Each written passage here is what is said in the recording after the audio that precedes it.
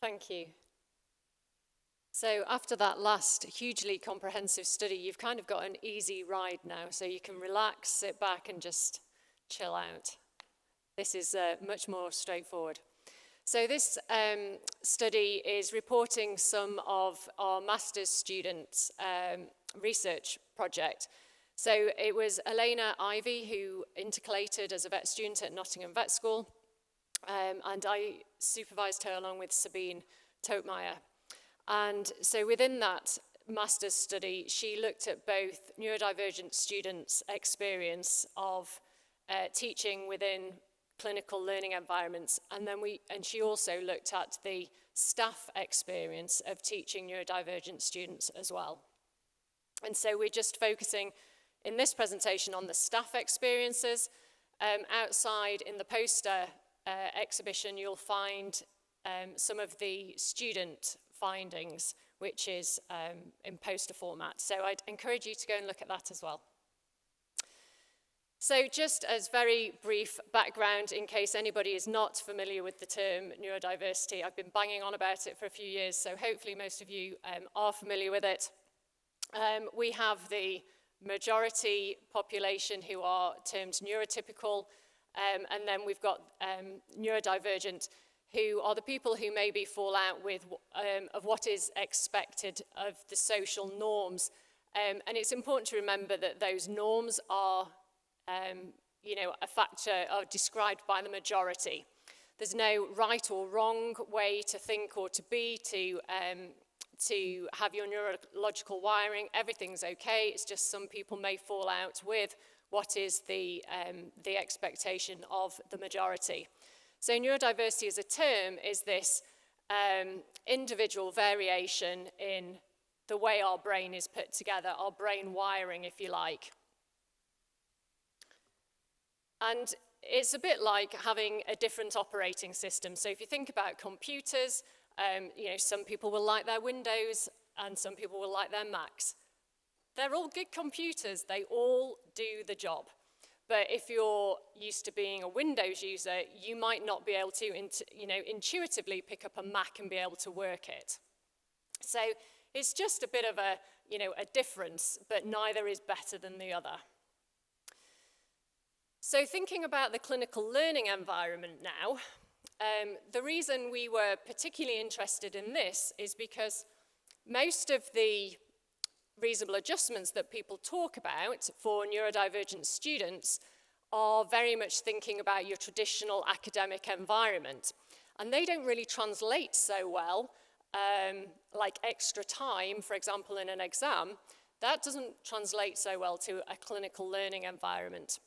And the staff working in those clinical learning environments have multiple competing interests that they have to keep on track with.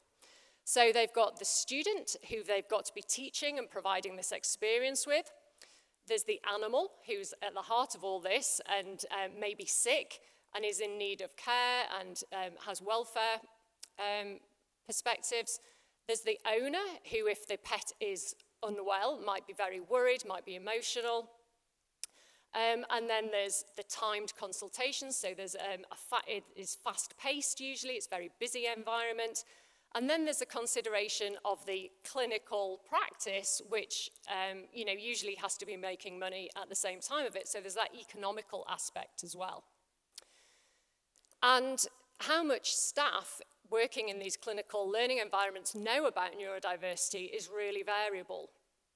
And so we were interested in understanding the experiences of staff teaching neurodivergent students in clinical learning environments, because it's only if we understand those experiences that we can really think about useful interventions and support. So the aim was quite simple, to investigate those experiences and opinions of university teaching staff. So this was done at the University of Nottingham, and there the clinical learning environments are in clinical associate practices. So they're practices associated with the university, but they're external to the university, and they are staffed by university paid members of staff, but also people employed by the practice itself. And we were only in this looking at those university members of staff in those environments. So it was a two-part study. We did a survey and we did interviews as well. So for the survey, it was on Microsoft Forms. It was very simple, quick to fill in. There were 11 multiple choice questions, 5 open text, and 1 Likert rating scale. And we analysed the data using a mixed method approach. The interviews were performed either in person or Microsoft Teams. They were semi-structured. And they were performed by Helena, who is an autistic ADHD student. And we had 12 members of final year teaching staff involved in that. Those interviews were recorded, transcribed, and then underwent thematic analysis, both inductive and deductive. So the results of the survey, we had 32 staff respondents for that survey, which spanned all our different services. And interestingly, a quarter of those identified as neurodivergent, so that's slightly higher than you would expect in the general population. We think about 20%, 15 to 20% are neurodivergent, so perhaps there was some inherent interest in this study if members of staff were neurodivergent.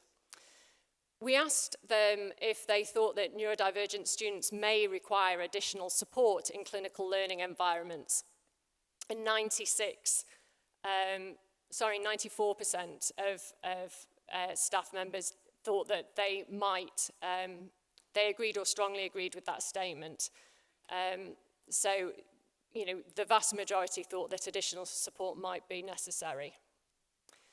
We asked members of staff to rate their particular clinical learning environment for neurodivergent student support, and the median score was 6 for that on a scale of 1 to 10.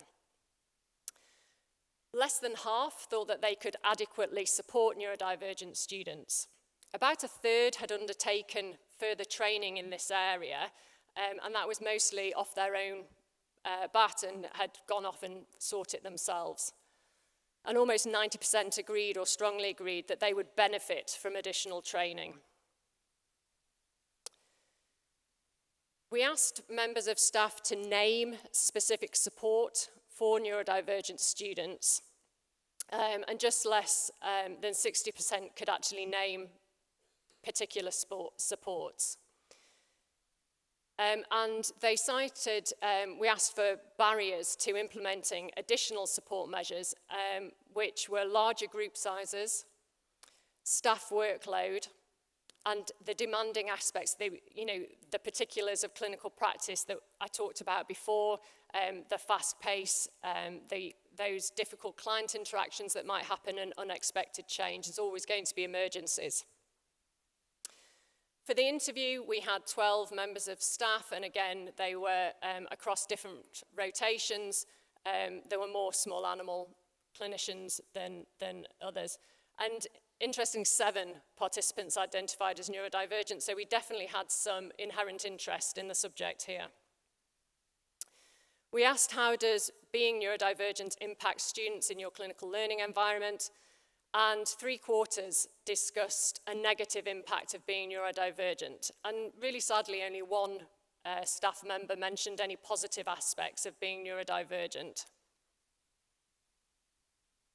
When we asked what the negative impacts were in the learning environment, communication challenges, learning differences, and structure and expectations all rated equally high, with 3/4 stating that. And then we had the mental and physical impact on the student, overstimulation of the environment, lack of support, and stigma and negative feedback. We asked about barriers to neurodivergent student support, and staff said that it was a lack of resources, and that was resources in multiple formats. That was time to give the student support. It was also time to invest in additional training. It was lack of available training in this area, and it was there not being enough staff. So people's workload was high due to reduced staff numbers. People also talked about the lack of psychological safety in clinical learning environments, and we know that psychological safety is so important for enabling disclosure. And if students don't disclose, then they don't get their reasonable adjustments. And the clinical learning environment itself, the structure of it, how stimulating it can be, the fast pace, those sorts of things that we mentioned before, the structure was also seen as a barrier. Of those that we interviewed, 50% had undertaken training to support neurodivergent students, and again, this was stuff, training that they had sought out themselves. It was nothing that was officially given through the university. And 83% thought that training should be compulsory for university staff working in clinical learning environments. However, they didn't think that it should be compulsory for people who weren't university employees just working within the practice, because they felt it couldn't be mandated for people not working within the university. The main barriers to undertaking the training that they wanted was workload and lack of time. And also we had some people talking about the attitude to training. So if training was going to be mandated, then that set up a negative connotation about it, and so there would be resistance to it. The lack of available training was also mentioned. And then people also mentioned, a couple of people mentioned that it sort of seemed a bit futile, because even if they learnt about it, they wouldn't be able to actually implement the things that they wanted to because of the environment. So, in conclusion, staff appear largely, or certainly the staff that we spoke to in this study, appeared largely unaware of the positive aspects of neurodiversity and what that can bring to practice. So there are many strengths to neurodiversity, and we need to be celebrating these and recognizing them as well. And staff do recognize the benefit of and seem to really want training in this area to support neurodivergent students. However, there was a real worry about the lack of time available to do this and the lack of available resources to do it. It was also thought that training should be compulsory for university clinical staff, because we're all going to be working with neurodivergent students. And so really our take-home message is that support and protected time for that training is really, really necessary from line managers and veterinary schools, and that would really help in trying to provide better support for students. Thank you.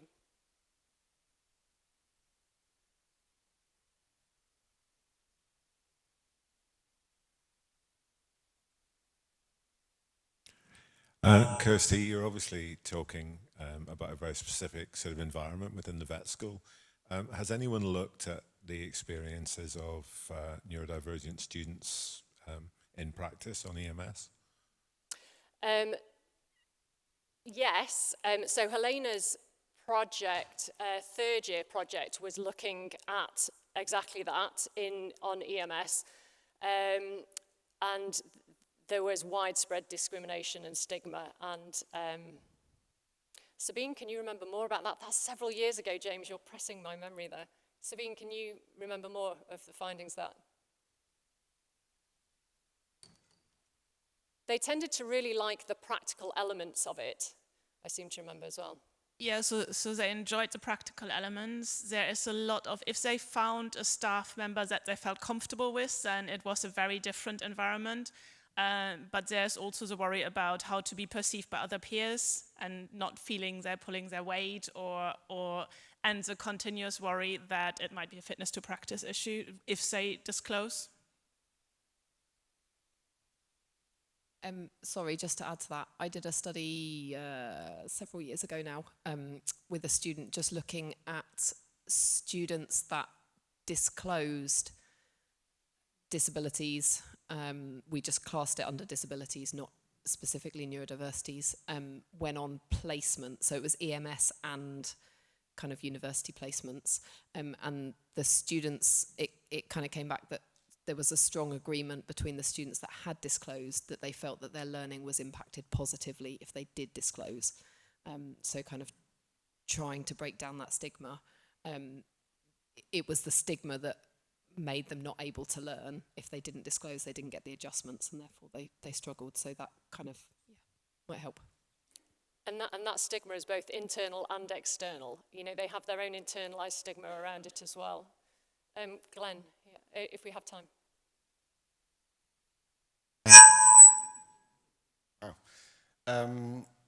There's some very interesting work coming out of Robert Gordon University on awareness of ISO, so the international standard for psychosocially safe workplaces, so IS 45003. Within the higher education sector, there's a lack of awareness of the standard that we should be working to. It's also true, I think, of the veterinary sector. And I'm just wondering if you're aware of any organizations who are working to that standard or seeking to work to that standard. And one of the things that's quite interesting in the higher education sector is that there are, it's very slow for universities, for example, to have reasonable adjustments policies for their own staff. So the lived experience of staff is creating this generational issue where we're not actually able to feel safe ourselves in disclosing and, bring that into our own teaching. So getting it into the curriculum, is an experiential challenge from that point of view. So I guess I wanted just to get your perspective on those standards and thinking across these different stakeholder groups, so staff, students, clinicians, et cetera, et cetera. Yeah, I couldn't hear the first part of the question very well, sorry. But the second part about staff, that's repeatedly been mentioned to me about, we do all this stuff for the students, but actually the way, those same pathways are not there for staff members. And I've had to fight quite hard to, when I first disclosed, after I had my adult diagnosis, people didn't know what to do with me, didn't know where to send me for reasonable adjustments or any, what I was, sort of trying to find the path myself because nobody knew what to do with me. So there is a real difference. But the other part of Helena's work showed that those visible neurodivergent staff members make a massive difference to students, and they really enable that psychological safety and are seen as a safe person to disclose and speak to. So I do think that's really important, that people are encouraged to be open about their neurodiversity. And I'm really sorry, I didn't hear the first bit, but I'll ask in the chat. We can talk in the chat, in the